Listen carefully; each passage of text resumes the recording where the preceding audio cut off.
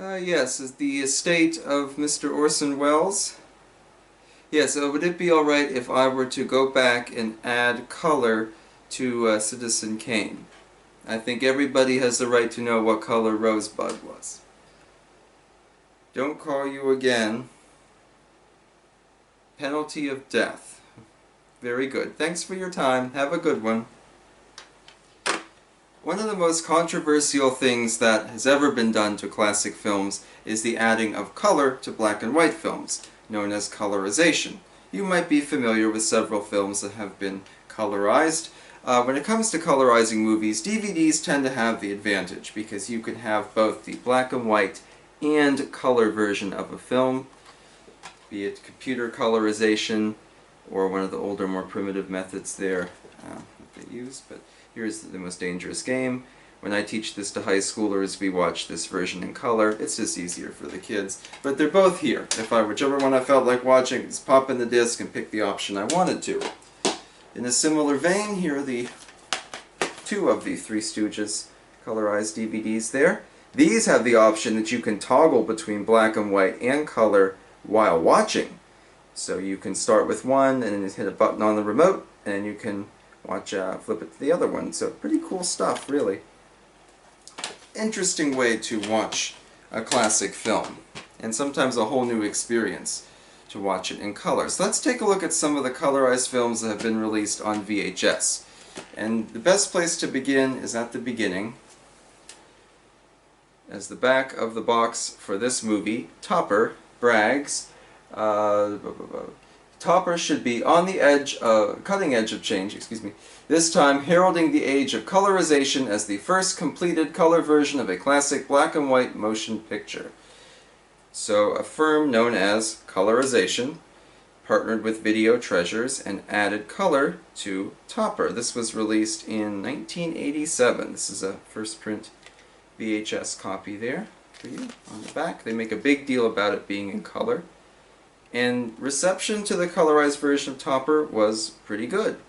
Some filmmakers like Frank Capra really championed colorization as a new way to expose a younger audience to these classics in a more familiar way, which is the approach I always took when I taught film to high schoolers.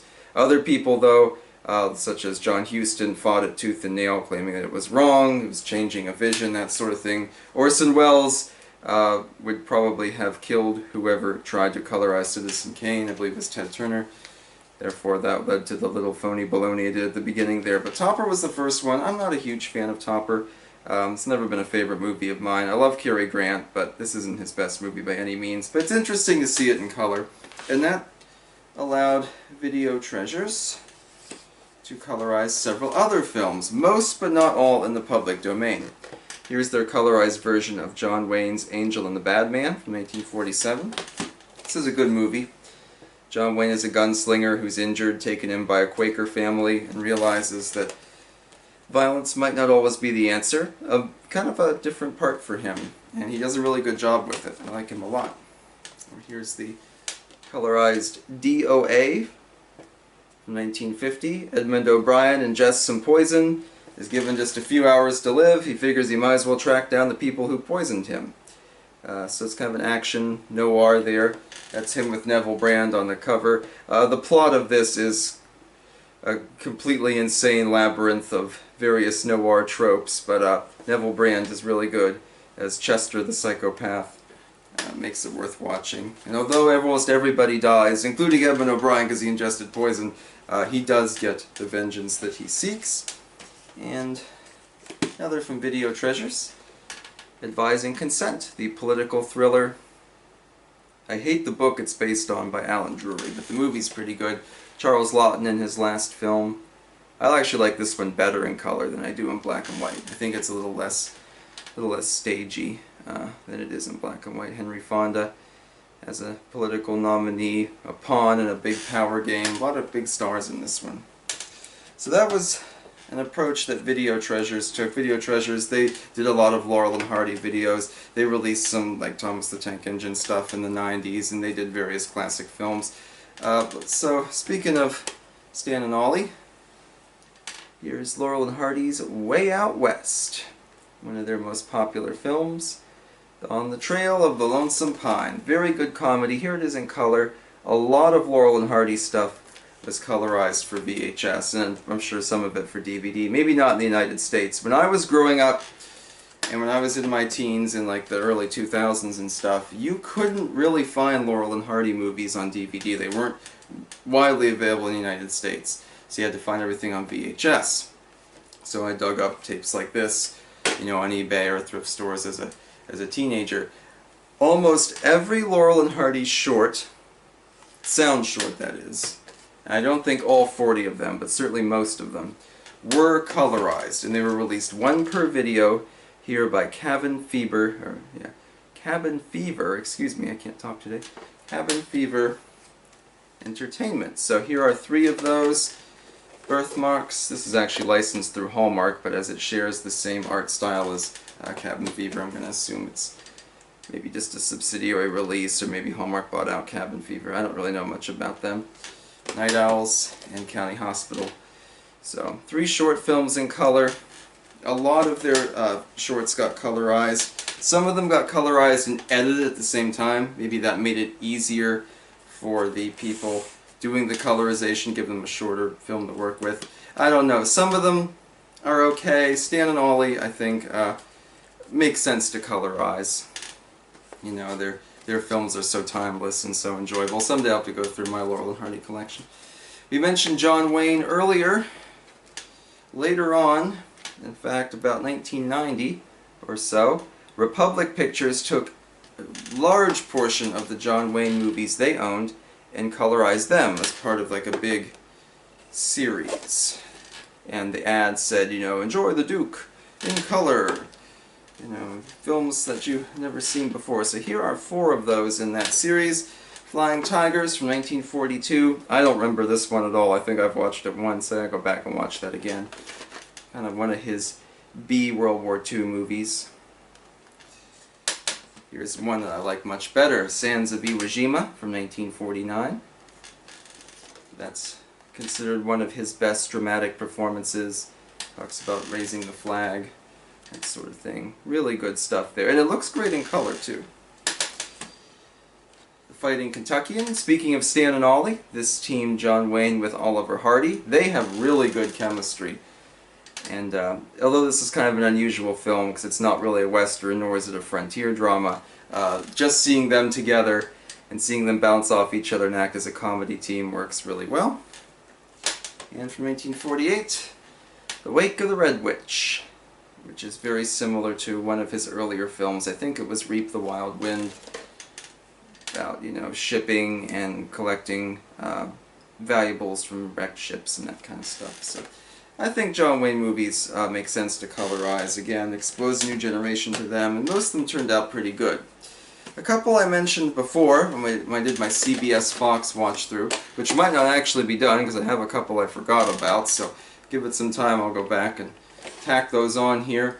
I talked about White Heat in color from CBS Fox. We saw this video in one of the previous ones there. Flip it around actually, so read the text a bit better. Yankee Doodle Dandy in color too. Just in time for July. So something that I was wondering about, and I just checked this afternoon to see, here is from 1989, another colorized video of Yankee Doodle Dandy, this one through MGM-UA. I was curious, are these two the same or not? Different studios, that kind of thing. Released about the same time, but that doesn't necessarily mean that. This was a little bit earlier, this is about 1987. So are they the same or not? Well, when I watched them side by side, they appeared to be exactly the same. So MGM-UA must have licensed the colorized version from CBS Fox.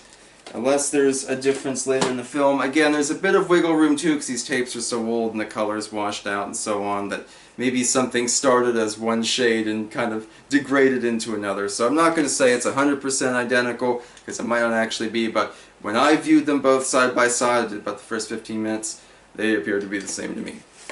Speaking of MGM-UA, let's look at some of their classics. Usually a lot of these come from the Warner Brothers library. Here's Errol Flynn in The Seahawk. Classic swashbuckler there, sword fighting with Henry Danielle on the back. Kind of thing there. Really good stuff. Errol Flynn did movies that were in color too, like Robin Hood, but it's good to see him here in colorized form. The Philadelphia Story. This one used to be a Blockbuster rental. See about the huge sticker on the back there. I guess you could buy it for $5, even though it was secondhand, that kind of thing. I bought it for $1 at a VHS store that's gone now. I've never been a huge fan of the Philadelphia Story. It's a little too stagey for me. It's interesting to see it in color, but it didn't change my enjoyment level. One I talked about before, Casablanca, with its 80th anniversary, coming up very, very soon. So the colorized version, this was weird to watch, because I love Casablanca. I have several of the earlier anniversary releases. I have the 2-disc anniversary set, I have the 50th anniversary VHS tape. But the colorized one, it's different. And I've seen Casablanca on the big screen too. A little bit strange to watch, but an interesting experiment. I'm glad they did it. And a lot of these colorized films, I should say, advertise very subtly. There's that colorized bar across the top. Black and white films in the MGM-UA library would say Inglorious Black and White. These say colorized across the top. And then they each have little boxes here in the fine print. This is a colorized version of a film originally marketed and distributed to the public in black and white. It has been altered without the participation of the principal director, screenwriter, and creators of the original film. So, there you go. They made it very clear that this was a new entity. It was not affiliated with anyone who worked on the original film. And a lot of them have new copyright notices for the colorized version. So even if the movie itself was in the public domain, the colorized version they made would be under copyright. You couldn't just replicate it. And I have two to wrap us up here from 1938. This is an RKO colorized tape. This is the only one I have, too. This is Bringing Up Baby, one of my favorites. The intercostal clavicle for a Brontosaurus skeleton. Oh, David the leopard! So, such a good movie. And it makes sense to be in color, too, because it's just so bizarre and so modern. I think color actually kind of helps it out a little bit. And one more from the Republic line to wrap up today's, which kind of still has the shrink wrap on it. The Bells of St. Mary's. This one, the only part that says it's colorized is the very bottom of the rear credits, where in tiny, tiny font it says colorized 126 minutes. And that's it. Nowhere else on the box is it advertised as being a colorized version of a black and white film. So you can see that I think a lot of studios were kind of cagey about it.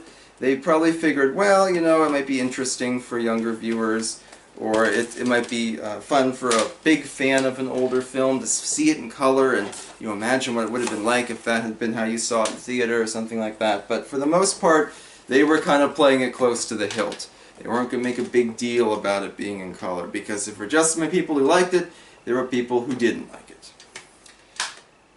We'll do another installment of these someday too, and go through some more movies and classics that have in color. But in the meantime, in the comments below, please share your thoughts on film colorization, if you have any, and of course any fun memories or notions about these films is always appreciated. As always, my friends, thank you for watching, have a wonderful day, and go colorize a movie.